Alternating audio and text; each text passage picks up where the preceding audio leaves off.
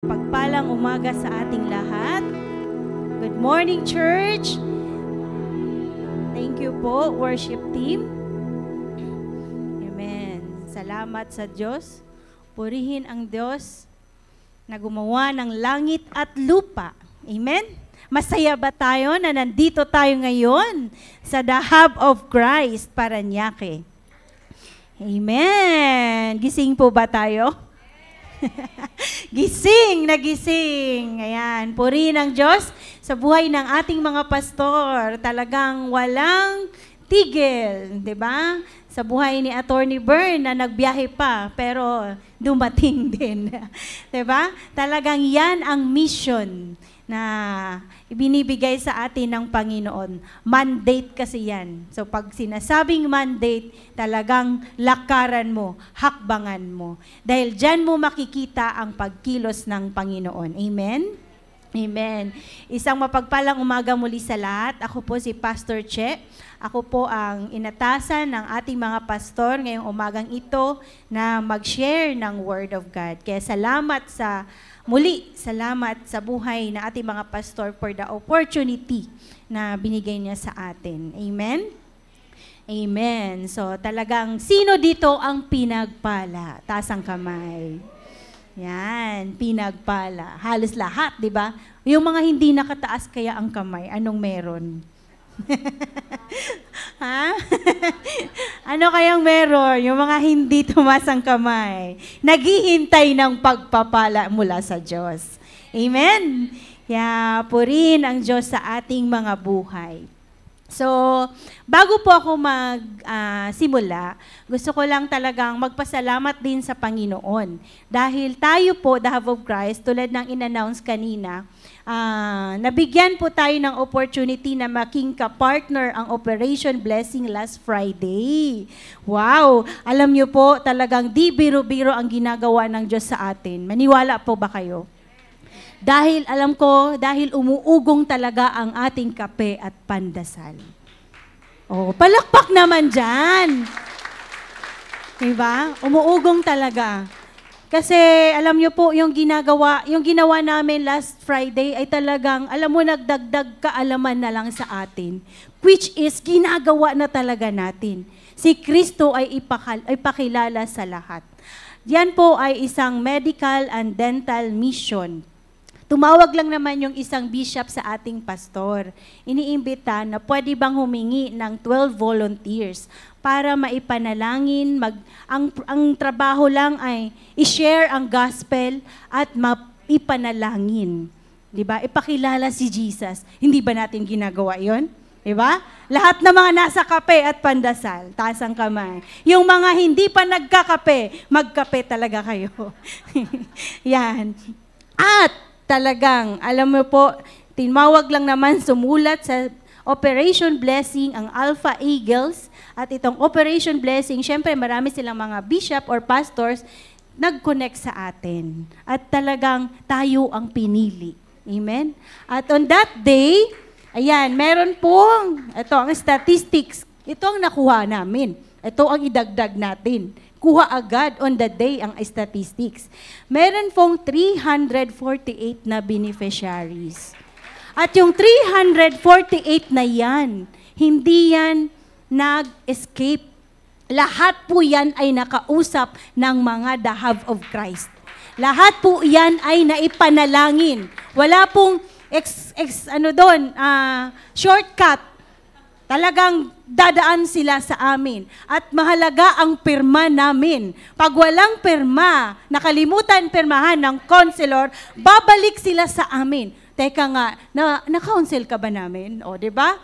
So, dadaan talaga sila. So, itong 348 na ito ay naipanalangin to at meron pong lead sa prayer of salvation ay 66 na tao. At ilan po dyan ay believers na 123 at meron pong iba dyan ay 63 and the other, yun po, may mga, pero total is 348. Marami po tayong tatrabahuin. Yan. Kasi yung 348 na yan ay in-endorse na sa atin ang data. Kaya lahat po ng mga volunteers at nasa kape at pandasal, mamaya po after ng service, mag-usap po tayo. Paano natin siya gagawin? Amen? Kaya masaya ba tayo? May ginagawa ang Diyos. We are on track. Hindi talaga tayo yung lumiko, kung hindi nandun tayo. Dahil may ginagawa ang Diyos, tingnan mo, nag-attract siya. Ako naniniwala, it attracts. Talagang Diyos ang nagpapaalala. Amen? Diyos ang nagpapaalala sa tao. Kaya purihin ang Diyos sa kagitna ng sobrang init talaga dahil kahit covered court siya, pero talagang mararamdaman mo kasi sa daming tao. Kaya salamat sa mga volunteer workers na talagang tinrain, hinubog, di ba? Hindi nagreklamo.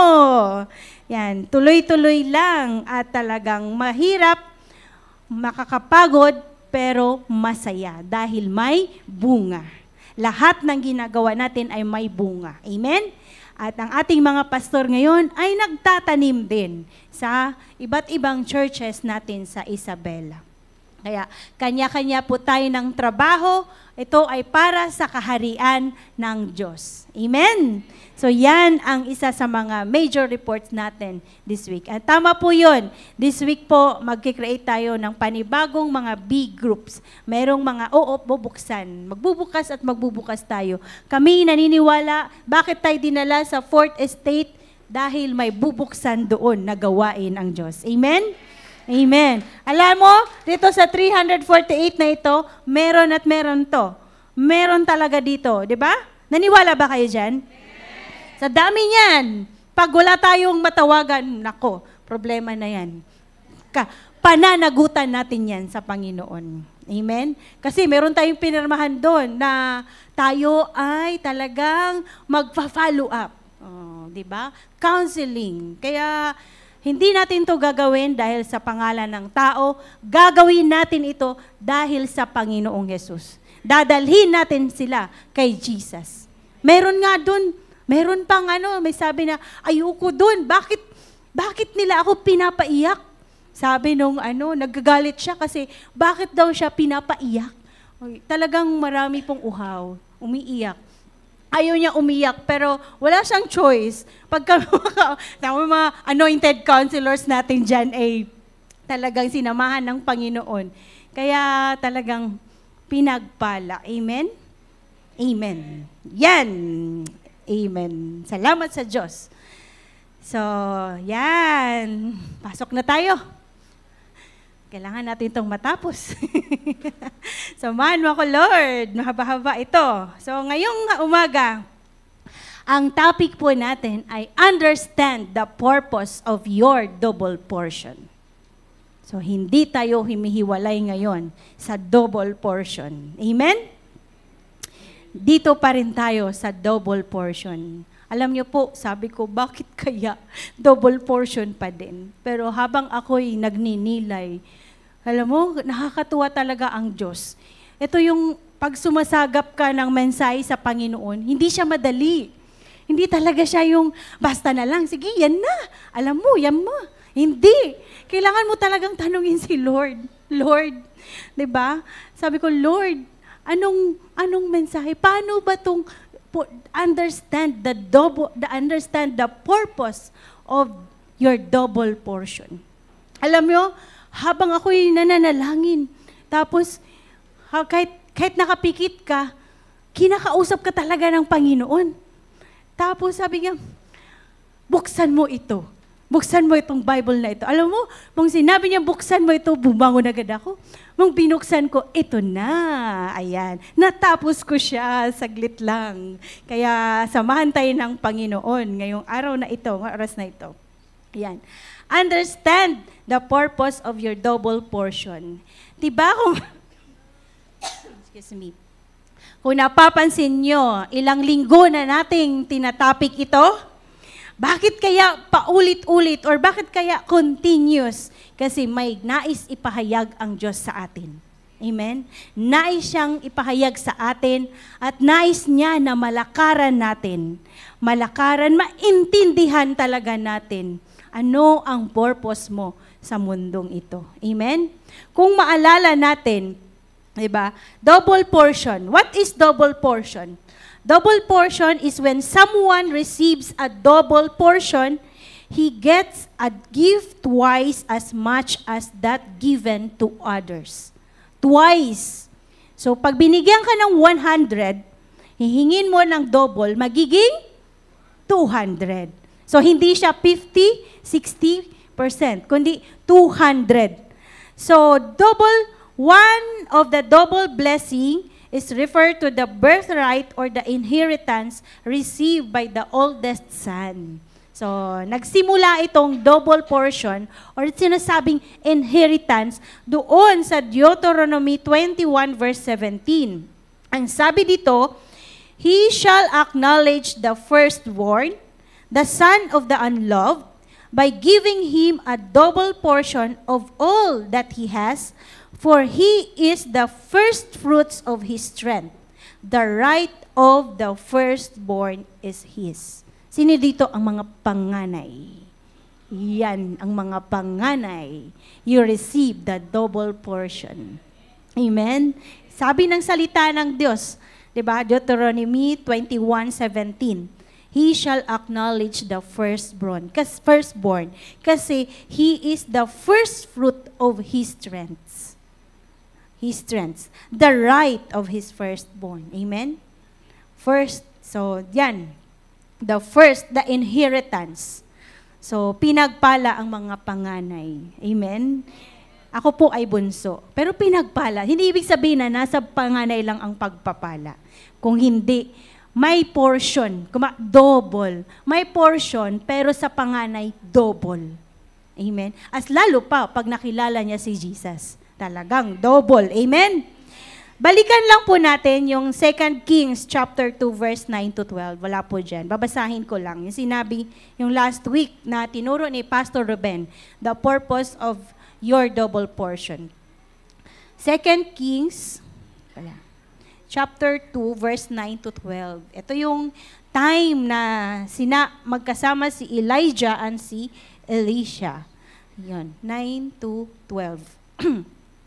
Yan. Sabi dito, pagkatawid nila, sinabi ni Elias, sabihin mo sa akin kung ano ang ibig mong gawin ko para sa iyo bago ako kunin.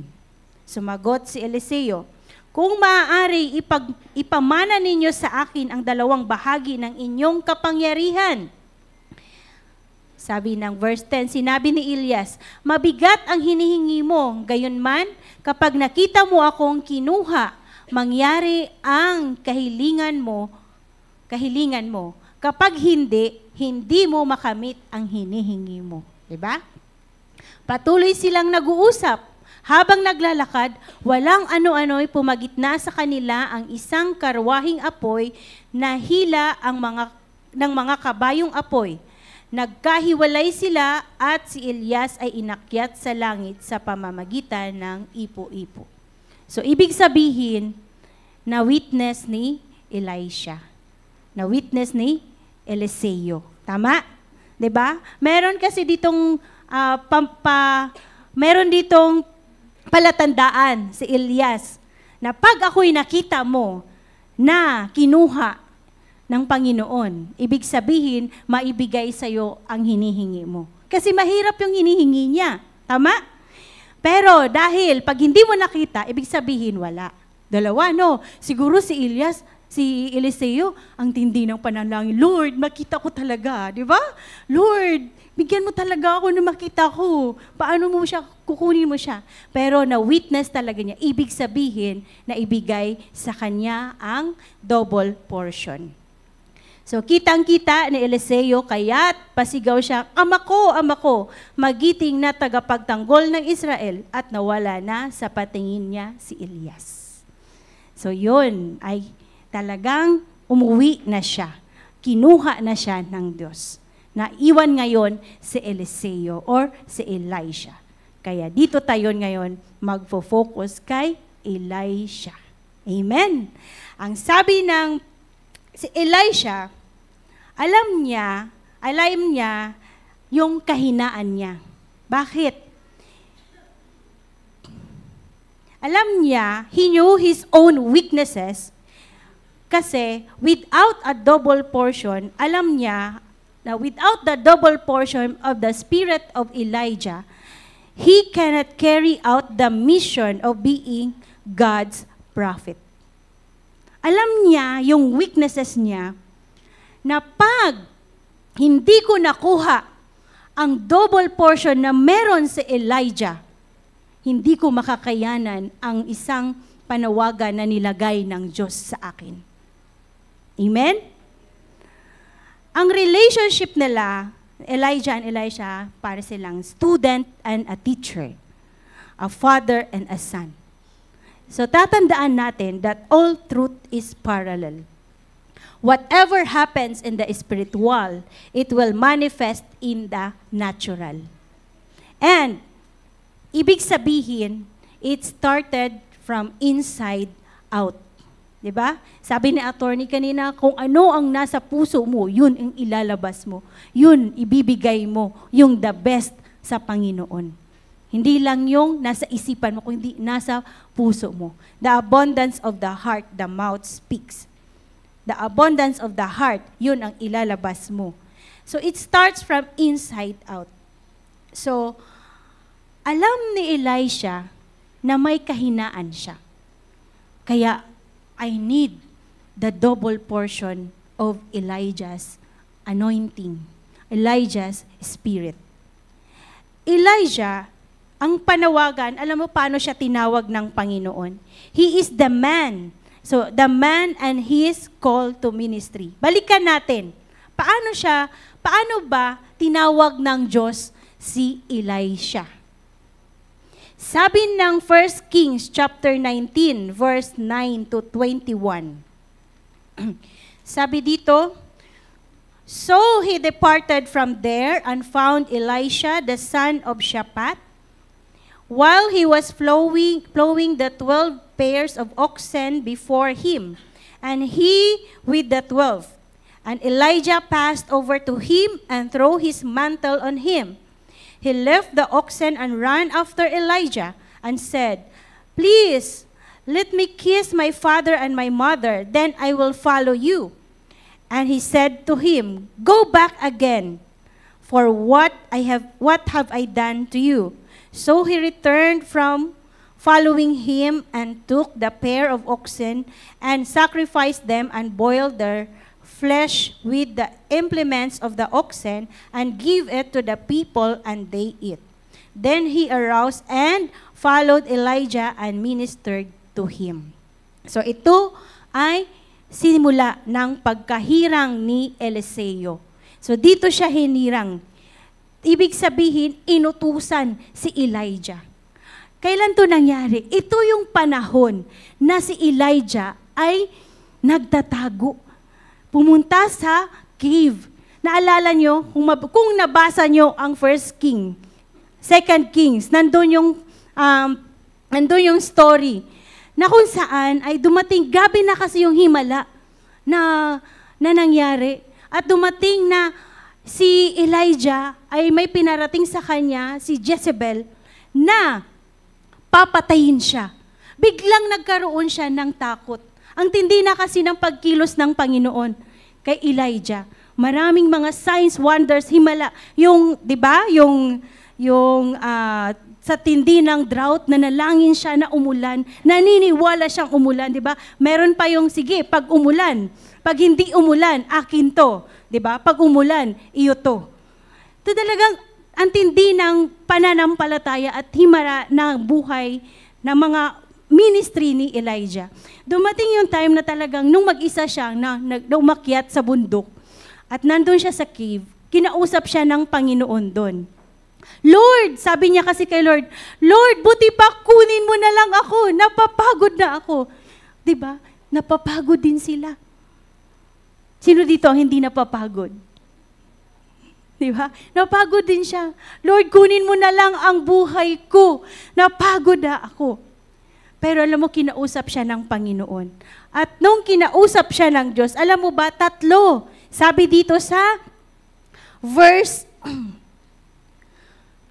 doon sa 1 Kings, verse 15 to 16. Sabi dito, sinabi sa kanya ni Yahweh, bumalik ka sa ilang na malapit sa Damascus.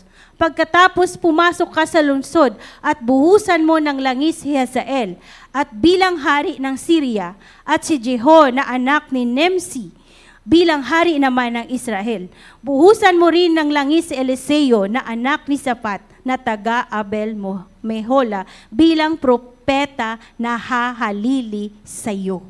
So dito nagsimula ang panawagan ni Eliseo. Amen? Dito unang tinawag si Eliseo. So, noong time na yon, 'di ba? Makita natin hinirang siya at natagpuan nga siya. At anong ginawa ni Elijah sa kanya? 'Di ba?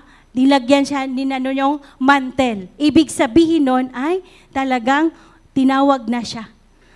Hinawag na siya ng Panginoon. So then, sabi 'di ba? Anong ginawa ni how does Elisha understand? 'Di ba? So nung Elijah passed him and throw his mantle, ang ibig sabihin po noon is a gesture of being appointed or called to be a prophet. Nung time na yon is a gesture na tinawag siya ng to be a prophet. And ang sabi diyan, Elisha accepted the call in a heartbeat.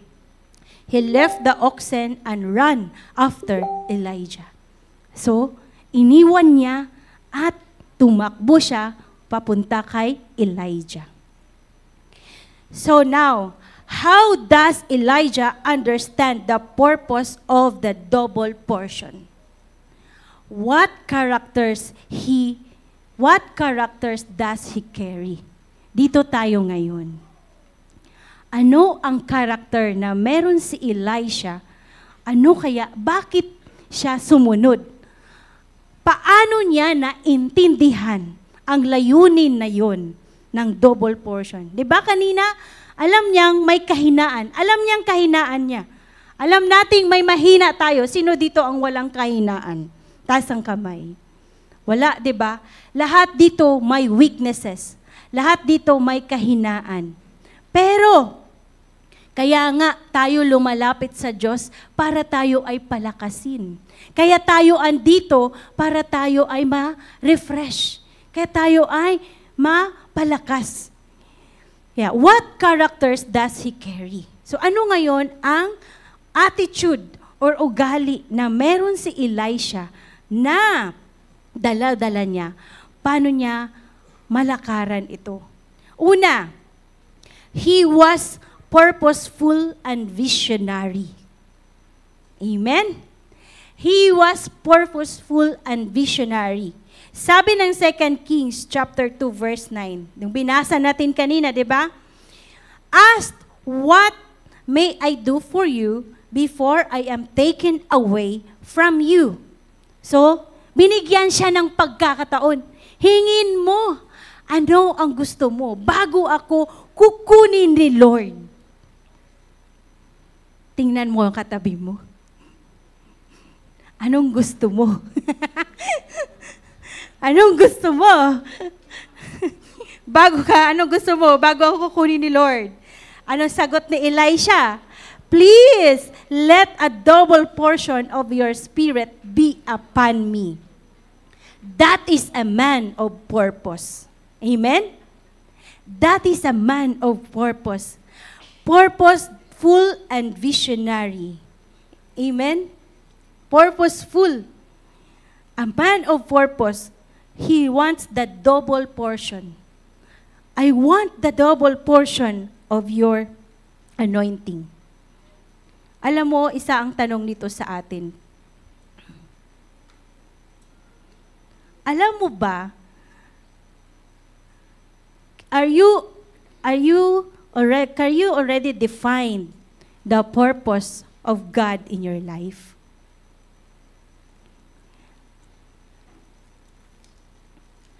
If hindi mo talaga exactly na-define, ano ba talaga ang gusto ko sa buhay ko? Diba? Tinatanong ba natin minsan sa buhay natin yan? Lalo na sa mga kabataan. Ano ba talaga ang gusto ko? Ano ba talaga ang purpose? Ano ba talaga ang goal ko? Bakit ko to gagawin? Pag hindi mo alam yan, alam mo ba, ang mangyayari sa'yo, maniniwala ka lang kung ano sasabihin ng katabi mo. Pag di mo talaga na-define yan, maniniwala ka lang na sinabi ni ganito, uy, dapat ganito, mag-aral ka ng ganito. Sige, yan na lang, susunod ka na lang sa agos. Dahil hindi mo alam yung purpose, wala kang vision. Ano ba talaga ang gusto mo? Yun tatanong mo dyan. Ano ba talaga ang gusto mo? Ano ba talaga ang goals mo? Si Elisha, he was a purposeful and visionary. Bakit? I want the double portion. Malalaman natin mamaya paano niya pinagtrabahuan yun. I want that double portion. Ano pa? His character, he was daring and dream big. Talagang, di ba, purposeful na siya, visionary pa siya, he is daring and dream big. Kaya pag na-define mo ngayon, ano ba talaga ang gusto ko? Ano ba talaga ang gusto ng Diyos sa buhay ko? Yan. Kailangan mong maintindihan yan. Dahil pag naintindihan mo yan, you are going to dare dream big. Ito si Elisha, malaki. Bakit? Bakit malaki ang ang pangarap niya? He is dreaming of dream big. Alam mo bakit? Nung time na nasa 2 Kings chapter 1 verse 9 to 12.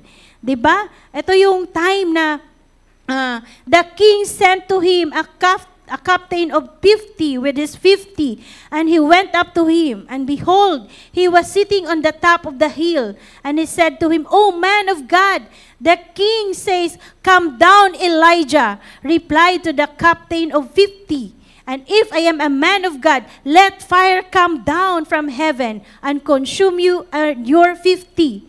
And then the fire come down from heaven and consume him and his 50. So he again sent to him another 50 of 50 with his 50, and he said to him, O man of God, come down. Thus the king, come down quickly. Elijah replied to them, If I am the man of God, let fire come down from heaven and consume you and your 50. Then the fire of God came down from heaven and consumed him and his 50.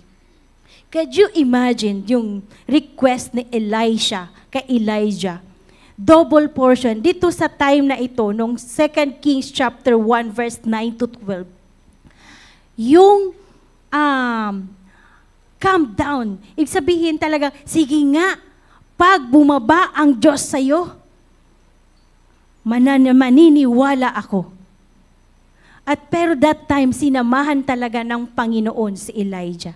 At itong mga to ay na-witness ito ni Elisha. So ito ay gustong makuha. Double portion. And, diba, hindi lang naman 60, hindi lang naman 40, kung hindi 100% double. Kaya ang hinihingi ni Elijah ay 200%. Hindi 60, hindi 50, kung hindi 200%. Double portion. He is dreaming a big one. Kumbaga, nananaginip siya. Ikaw ba nananaginip ka? Dodoblohin mo pa yung himala ng Diyos na ginawa kay Elijah? Kaya mo ba yun? Diba? Kaya ba yun? Kumbaga siya, purposeful siya. Visionary siya. Talagang dare dream big. He is there. He is dreaming. Talagang malaki. Dodoblihin ko yun. Higit pa. Hihigitan ko pa. Yan yung isa sa mga karakter niya. Ano pa? He was determined and focused on the prize. Dahil siya ay purposeful, dahil siya ay visionary, and he was daring to dream big, talagang determinado siya and focus siya na makuha niya ito. Win the prize. Diba? Pag may pangarap ka, may goal ka, Kailangan mo talaga siyang hakbangan. Kailangan makuha ko ito. At the age of ganito, dapat ganito na ako. Di ba? May mga ganyan. Sa mga nung bata pa, yung mga kabataan. At the age na ganito, ito yung goal ko. Dapat meron na akong bahay, meron na akong sasakyan. Di ba? At the age of ganito, magtatrabaho ako. Yan. Dapat nag-age na ganito. May mga goals. May purpose. May layunin. So he was determined and focused on the prize. Alam niyo po ba sa 2 Kings chapter 2, hindi lang niya yan nakuha agad-agad. Marami siyang pinagdaanan. Yung double portion na yan, tinrabaho talaga yan ni Elisha. Paano niya tinrabaho? Doon sa 2 Kings chapter 2. Alam mo ba, marami siyang pinagdaanan dyan. Dumaan siya sa mga opposition. But that opposition did not shake his determination. Alam niyo po doon, maraming beses na sinasabihan siyang, maiwan ka na. Maiwan ka na dito. Sinasabihan siya ni Elijah, maiwan ka na dito. Pero ano ang lagi niyang sinasabi? As the Lord lives and as your soul lives, I will not leave you. Hindi talaga niya iniwanan. 3 beses niya yan sinabi. Verse 2, verse 6, verse 4, and verse 6. Bakit? There are oppositions, pero hindi siya natinag. Oppositions did not shake his determination. Because he is determined, kukunin ko. Merong presyo ito. Maaning, di ba? Anong kasi? Opportunities did not shake his determination. Obstacle did not shake his determination. Opposition did not shake his determination. Bakit?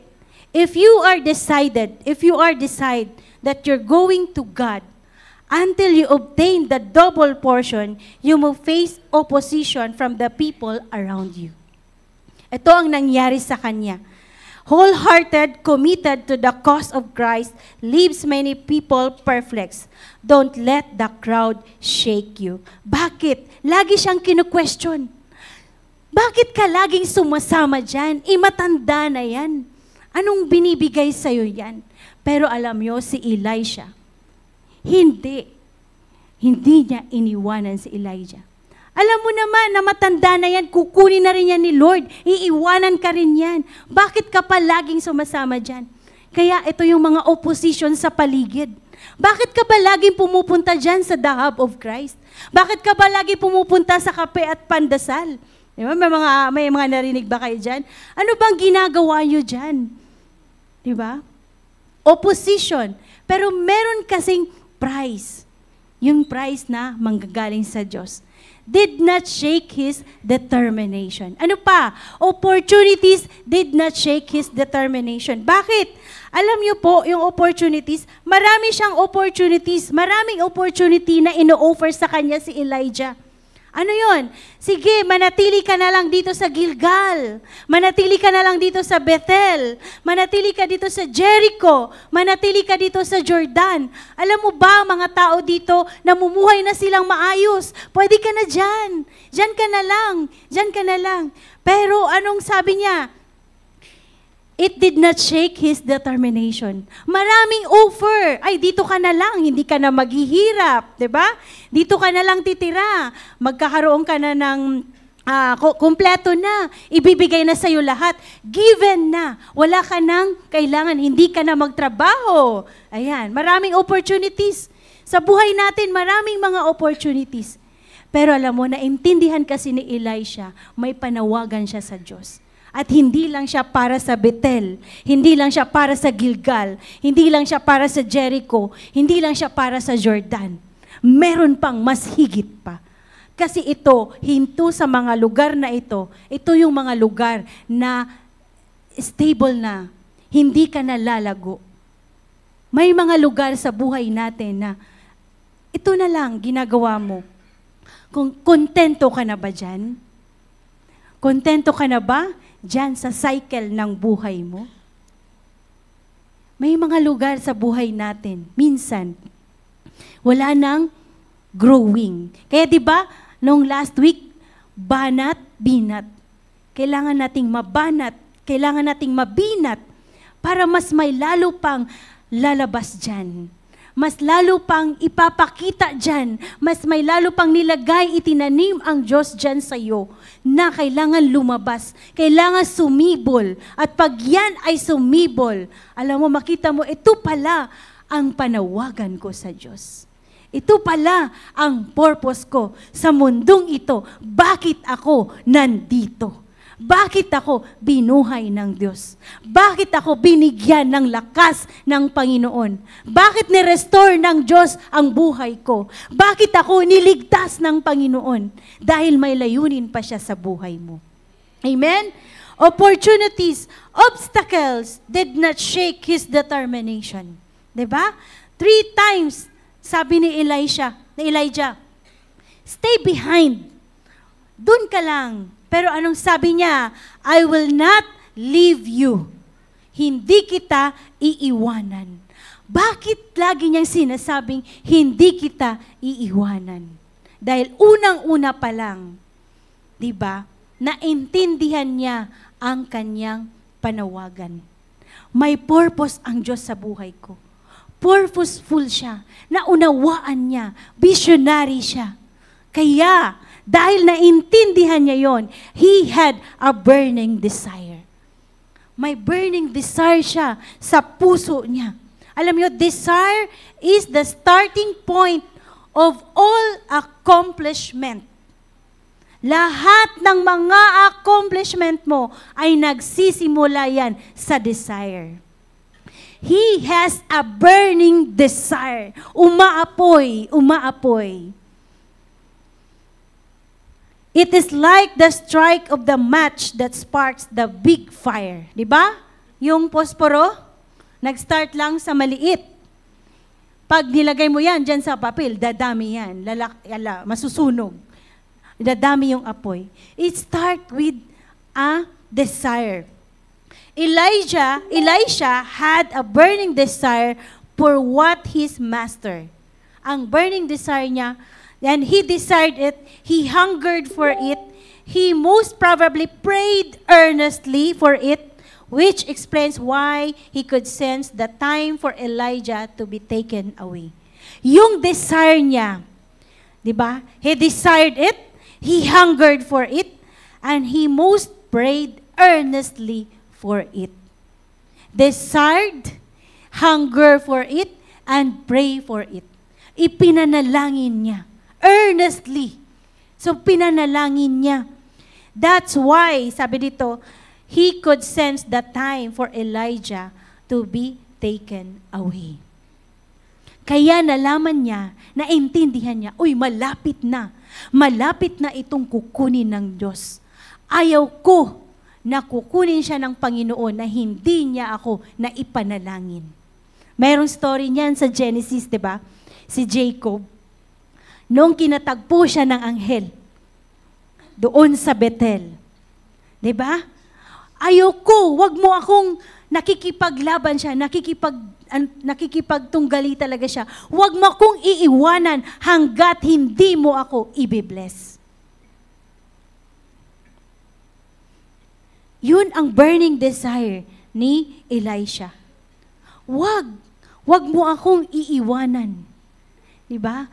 Alam niya, dito, he earnestly prayed for it. Kaya dahil nananalangin siya, kung talagang si Elisha kung siya ay nananahan lang sa physical niyang nakikita, siguro ang time na yun talagang matanda na si Elijah. Kung nananahan siya sa physical, ang tinitignan niya ay physical lang. Pag titignan mo ang physical, matanda na yan. Diba? Sinasabi ng mga opposition, ano pang gagawin mo dyan? Ba't mo pa sinasamahan yan? Kung dyan lang siya nananahan, siguro wala siya ngayong double portion. Hindi siya nagkaroon ng desire. Pero dahil earnestly, he prayed for it. Earnestly, he prayed for it. Pinapanalangin niya, kaya ibinigay sa kanya ng Diyos. Amen? Sabi ng Matthew, 'di ba? Sabi ng Matthew, sabi ni Jesus doon sa Mount, sabi niya, "Blessed are those who hunger and thirst for righteousness, for they shall be filled." So, blessed are those who hunger.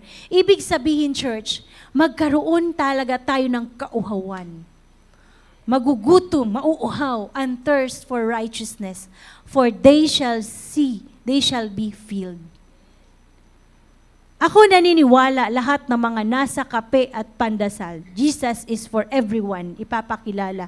Nagkaroon kayo ng kauhawan para maipahayag ang Diyos.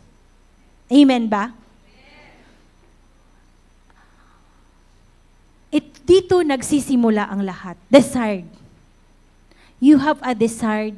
You have a burning desire. For those, at sabi ng Jeremiah 29:13, "And you shall seek me and find me when you search me with all your heart." Hanapin mo talaga ang Diyos. Hanapin talaga natin ang Panginoon.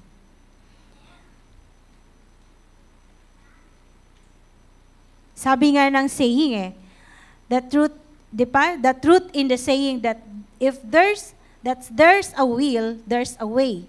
When there's a burning desire to do something, the challenges pale into insignificance. Di ba? The truth is, if there's a will, there's a way. Where there's burning desire to do something, the challenges pale into insignificance. Amen? He has a burning desire. Panglima, he had a heart of service. Yan. Hindi lang nananatili sa desire. He had a heart of service. Sabi ng John 13, verse 14 to 15, "If I then, your Lord and teacher, have washed your feet, you shall also to wash one another's feet. For I have given you an example that you should do as I have done to you." Si Jesus nga, hinugasan niya ang mga paa ng mga apostol. Meron siyang heart of service. So Elisha has a heart of service. And this service, alam niyo bakit? And this service, sabi ng Colossians 3 verse 23, "And whatever you do, do it heartily as the Lord and not to men, knowing that from the Lord you will receive the reward of inheritance, for you serve the Lord Christ." For you serve the Lord Christ. You are serving the Lord Jesus Christ. Amen? He has a heart of service. And this heart of service comes with humble, faithful, and loyal. Sa tingin nyo, kayang-kaya, ibibigay lang bang basta-basta ni Elijah ang kanyang portion? Aalaw ba niya kung hindi humble, loyal, and faithful si Elisha? Hindi. Ibig sabihin, there is a requirement. You should have the heart of service. Humble, mapagkumbaba, faithful. He is so faithful. Loyal. Diba? Hindi ka ba naman loyal? Sa dami ng mga pinagdaanan mo, pipiliin mo pa rin. Hindi kita iiwanan. Amen? Hindi kita iiwanan. At ano pa? He was sensitive and didn't operate by sight only. Kaya sabi ng Hebrews 11:13, "By faith we understand that the worlds are prepared by the word of God, so that what is seen was not made out of things which are visible." Kaya ito yung sinasabi ko kaninang, all truth is parallel. Whatever happens in the natural comes from the spiritual. Amen? He was sensitive and did not operate on the sight only. Kasi hindi siya tumitingin lang doon sa nakikita ng kanyang mga mata. At alam mo ba, meron pa siyang heart talagang. Sabi ng Matthew 16 verse 17, sabi ni Peter, "Flesh and blood did not reveal to him, but our Father who is in heaven." So si Elisha, talagang nakikinig siya ano ang sasabihin ng Diyos. Kaya niya nagagawa ang mga extraordinary things. Kaya sinamahan siya ng Panginoon. He did not operate on the sight only. Hindi lang siya tumitingin sa natural, kung tinitignan niya yung spiritual realm. At last, he did not compromise his faith.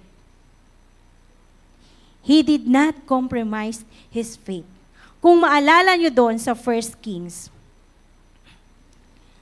meron doon sabi sa 1 Kings 19 verse 18, 7,000 in Israel, all whose knees have not bowed to Baal, and every mouth that had not kissed him. Diba? Sabi sa verse 18, ngunit 7,000 sa Israel ang ililigtas ko at ang mga taong hindi lumuluhod kay Baal at hindi humahalik sa kanyang imahen. Alam mo, itong 7,000 na ito yung mga tinawag ng Diyos na reserve.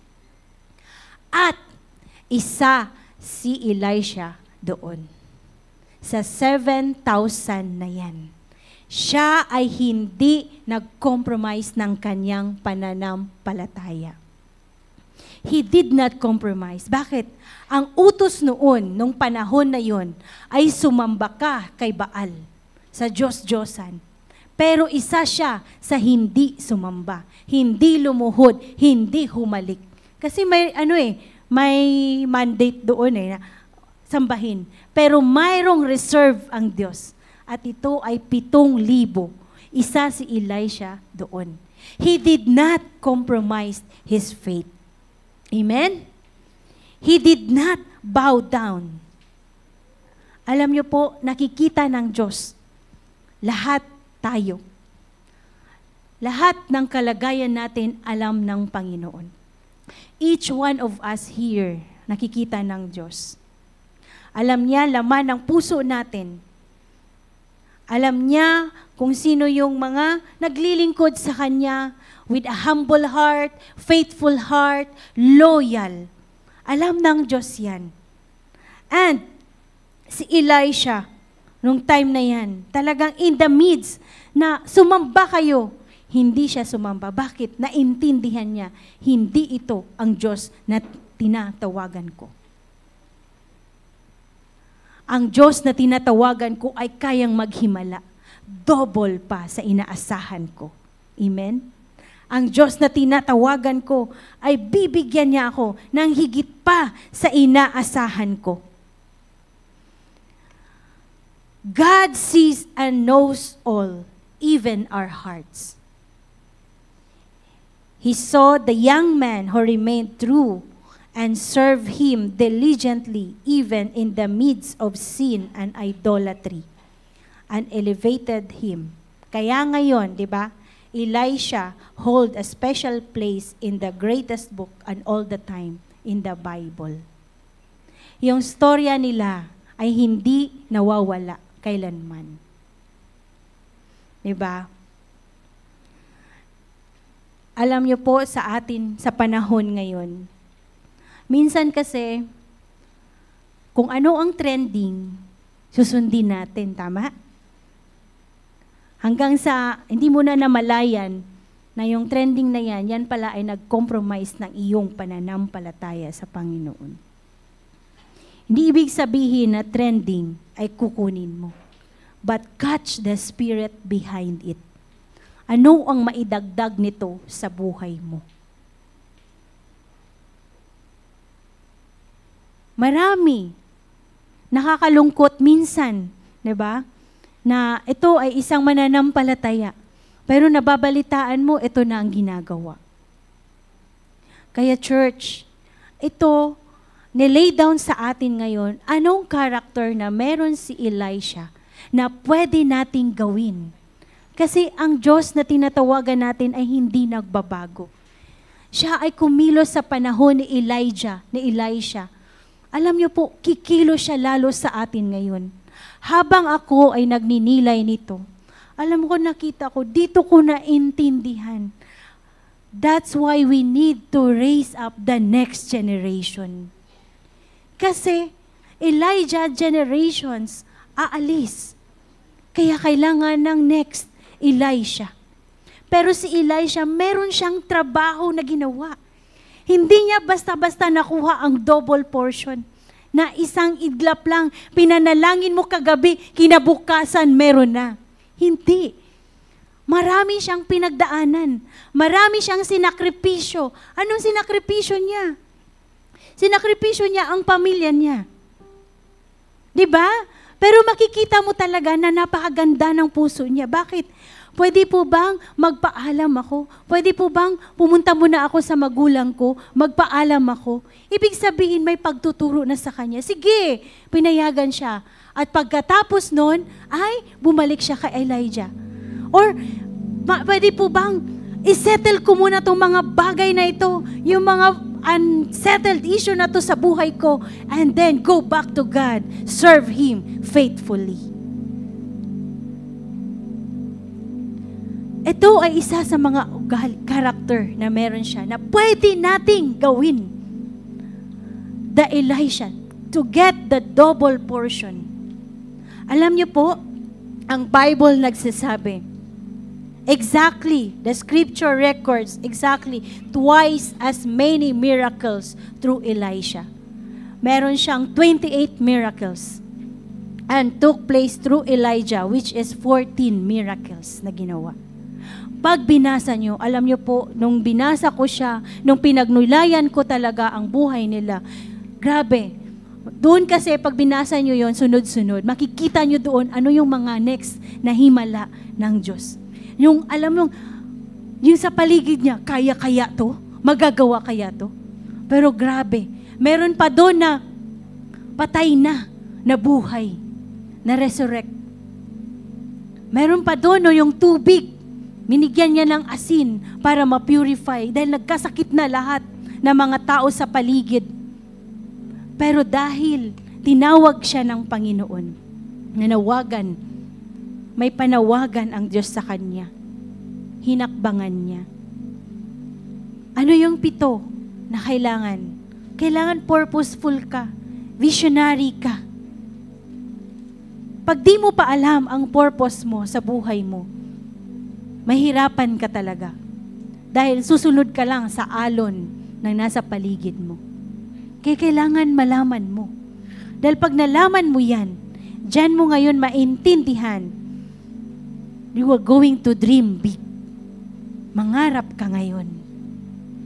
Pag nangarap ka, focus ka ngayon dyan. Walang distraction.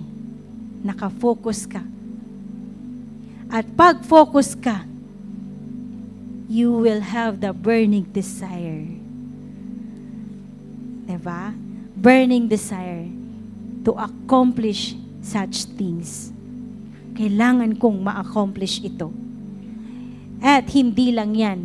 Upon accomplishing something, dapat mananatili kang humble, mananatili kang faithful, mananatili kang loyal. Because that is the heart of service. Jesus is one of the faithful, humble one na nakilala natin. Diyos siya, pero nagpakumbaba siya para sa atin. Amen? Nagpakumbaba siya para sa iyo. At hindi ka lang dapat sensitive.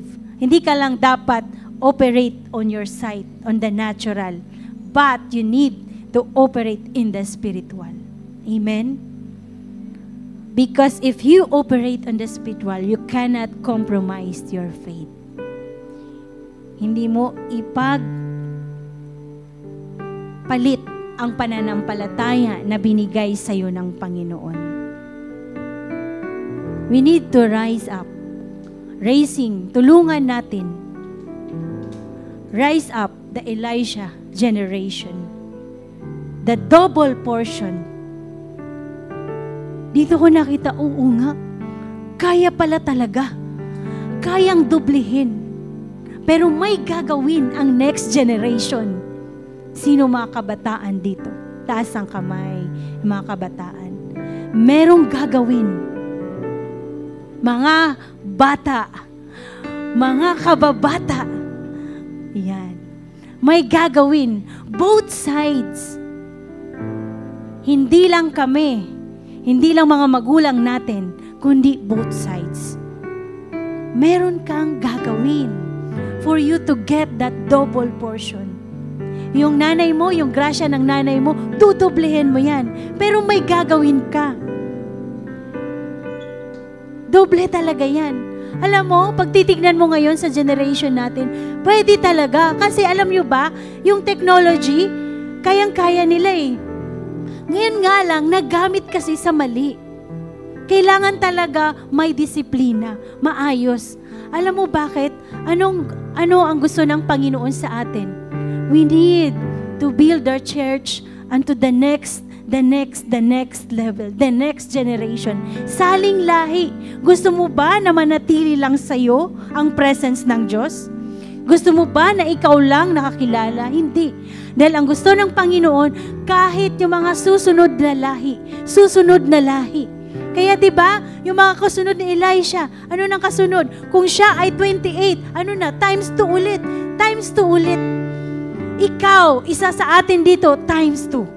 Times 2 ng spirit ni Ate Angie. Times 2 ng spirit ni Ate Bea. Times 2. Times 2 agad. Double portion. Pag tayo nag-duplicate, alam mo, mas malaki, mas malawak ang magagawa natin. Una lang, alamin mo talaga. Malaman mo talaga. Ano ba? Maintindihan mo talaga ang purpose ng Diyos sa buhay mo. Maintindihan mo talaga ang double portion na yan. Kaya yan binigay sa'yo para sa iba. You are blessed to be a blessing. Amen? Hindi yan binigay sa'yo para sa'yo.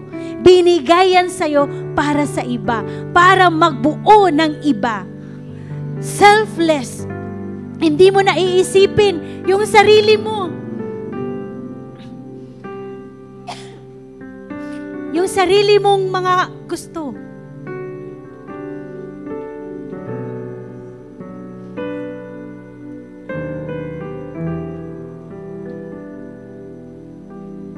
Selfless na paglilingkod. Hinihingi sa atin ng Diyos.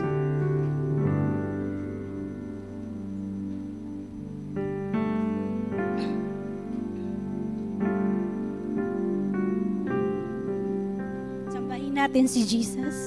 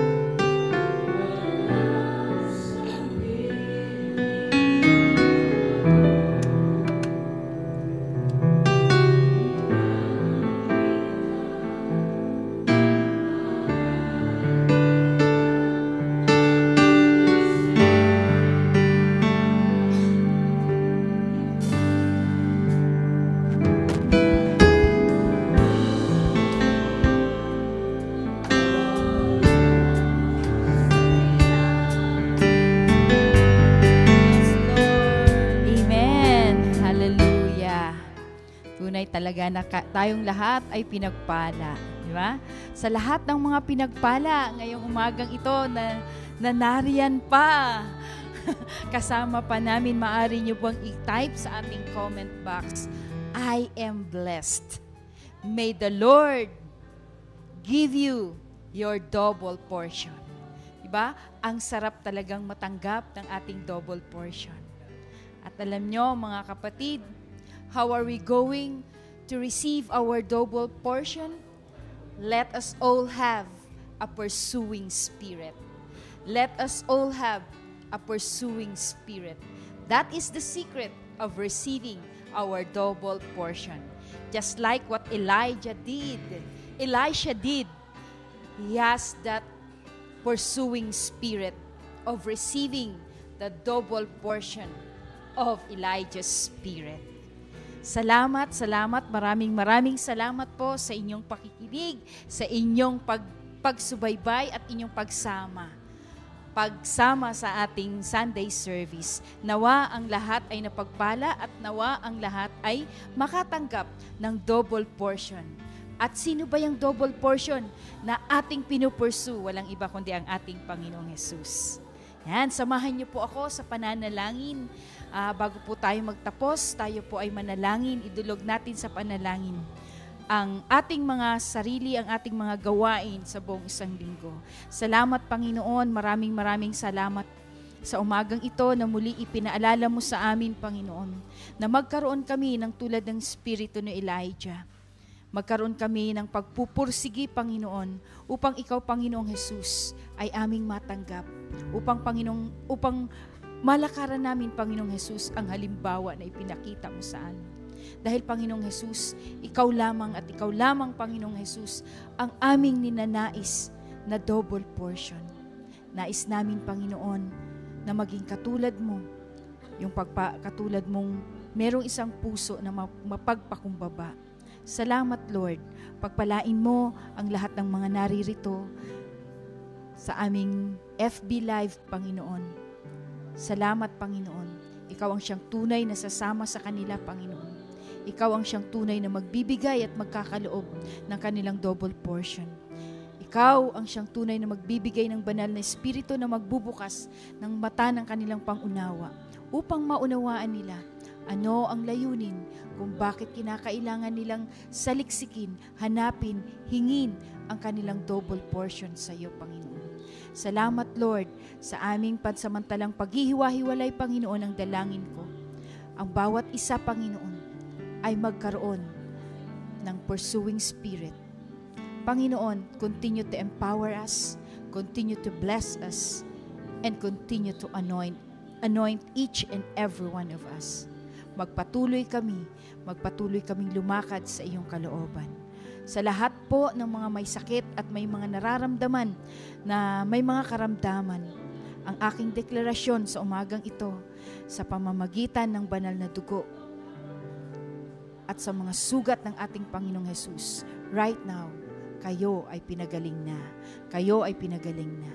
Sa lahat ng mga may pinagdadaanan ng mga circumstansya sa kanilang mga buhay, ang sabi ng Diyos, ikaw ay aking, ako ay Diyos na tapat at hindi kita bibigyan ng anumang problema na hindi mo makakayanan.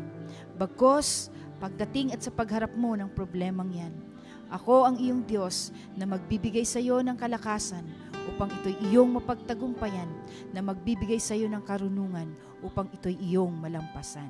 Maraming salamat, Panginoon. Ikaw ang aming Diyos na hindi nagkulang at ikaw ang aming Diyos na tapat noon, ngayon at magpakailanman. Ang lahat ng papuri, ang lahat ng pasasalamat ay aming ibinibigay at itinataas sa iyo sa pamamagitan ng makapangyarihang pangalan ng aming Panginoong Hesus. Amen. Amen and amen. Maraming salamat po. See you next Sunday, everyone. We love you and God bless.